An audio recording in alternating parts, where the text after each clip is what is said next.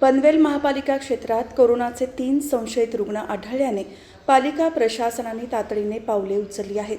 पालिका आयुक्त मंगेश चितळे यांनी नुकत्याच झालेल्या बैठकीत सर्व संबंधित यंत्रणांना सज्ज राहण्याचे आदेश दिले असून विविध 3 रुग्णालयांमध्ये एकूण 200 खाटांचे विलगीकरण कक्ष उभारण्याची तयारी प्रशासनाने सुरू केली आहे। पालिकेचे उपायुक्त डॉक्टर वैभव विधाते यांनी दिलेल्या माहितीनुसार रोडपाली येथे 1 तर खारघर उपनगरामध्ये 2 असे 3 रुग्ण कोरोना सदृश लक्षणे असलेले आढळले आहेत। दिलासादायक बाब म्हणजे तिन्ही रुग्णांची प्रकृती स्थिर आहे।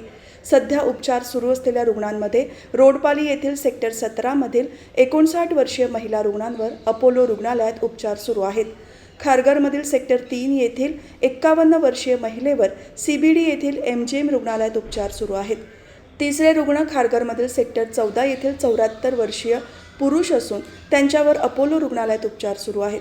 वाढत्या रुग्णसंख्येच्या पार्श्वभूमीवर पालिका आयुक्त चितळे यांनी कोरोना साथ रोगावर तातडीने नियंत्रण कक्ष सुरू करण्याचे आदेश दिले आहेत।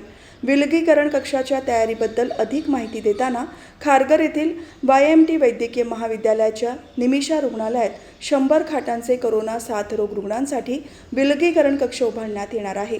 तसेच कळंबोली येथील पालिकेच्या रुग्णालयात 30 प्राणवायू खाटा आणि 6 खाटांच्या अतिदक्षता विभागाची तयारी करण्याचे काम पालिकेने हाती घेतले आहे।